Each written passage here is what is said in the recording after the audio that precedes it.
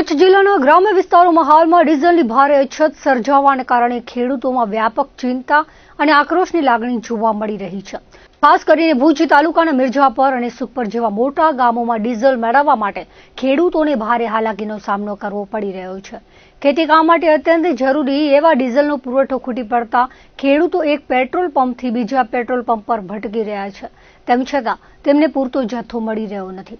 પરિસ્થિતિ એટલી હદે વણસી ગઈ છે કે સ્થાનિક પેટ્રોલ પંપો પર 2 કિલોમીટર લાંબી વાહનોની લાઈનો જોવા મળી છે અને કલાકો સુધી રાહ જોયા બાદ પણ ખેડૂતોને નિરાશ થઈને પરત ફરવું પડે છે।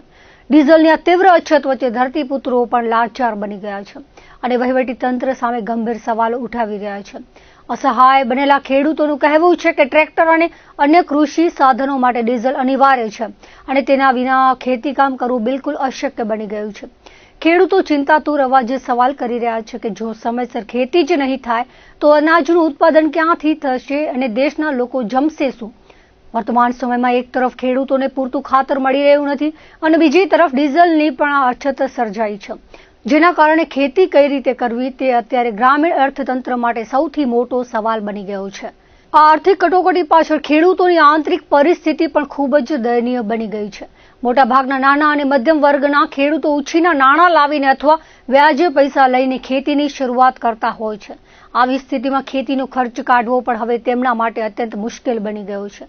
જો સમયસર વાવણી કે લણણી નહીં થાય અને ખેતીમાંથી પૂરતી આવક નહીં મળે તો ખેતરોમાં કામ કરતા મજૂરોને તેમનો રોજિંદો પગાર કેવી રીતે ચૂકવવો તેની ચિંતા પણ ખેડૂતોને સતાવી રહી છે। ડીઝલ વગર તો કઈ ખેતી થઈ શકે એમ નથી। અત્યારે પંપ છે કે મોટર મશીન છે, એમાં હલરમાં ઉપલરમાં બધે મશીનની જરૂર પડે છે ડીઝલની, અને ખેતી વગર કઈ ખેડાય નહીં અને ખેતી વગર કોઈ ખેતી થઈ રહે। અત્યારે પારાની સિઝન છે, કપાસનું વાવેતરનો ટાઈમ છે અત્યારે, અને ડીઝલ ખેડૂતને મળતો નથી અને ડીઝલ વગર કઈ ખેતી થતી નથી અને પારું જાય છે।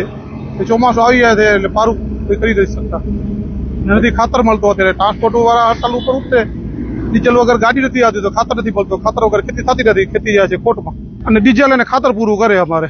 બહુ તકલીફ છે, બહુ તકલીફ છે। ડીઝલ તો મળતું જ નથી, તકલીફ તો બહુ પડે છે। હવે શું કરીએ? હવે સરકાર શું કરવા માંગે છે કઈ ખબર નથી પડતી ને આમ કે છે કે 7-12 ઉપર ડીઝલ આપશું, 7-12 માં આપશું, 7-12 કઢાય તો કે ડીઝલ જ નથી, તો હવે અમે 7-12 શું કામ આવે? અમને બધી હર કોઈ વસ્તુમાં ડીઝલ ખપે। ખેતીમાં તો ગમે એ કરો, બગાયત કરો, કરો, ખપે કરો, કે ટ્રેક્ટર વગર તો ખેતી થવાની જ નથી, ટ્રેક્ટર ડીઝલ વગર ચાલવાનું નથી। માંગ તો એ છે, અને કોઈ ખાતરની અછત છે, અને કોઈ ડીઝલની અછત છે, અને કોઈ બિયારણ નકલી બધા આવે છે, તો હવે અમારે કરવું શું? દવાઓ નકલી નાખે અંદર, ખેડૂતને તો હાલત બહુ ખરાબ કરી નાખી છે। ખેતર આવતી વર્ષ આ પેઢી કોઈ ખેતી કરવા તૈયાર જ નથી, સમજી લો ને। અમે કરી રહ્યા, આવતી પેઢી બધી બારે આદિવાસી ભાગી હશે, ખેતી કોઈ કરશે જ નહીં। ખેતી કરશે ને અમારો ખોટનો ધંધો છે, ખેતી ખોટનો ધંધો છે। જી એને મળશે, આપણે મળશે, ભાઈ શું કરી દઈ?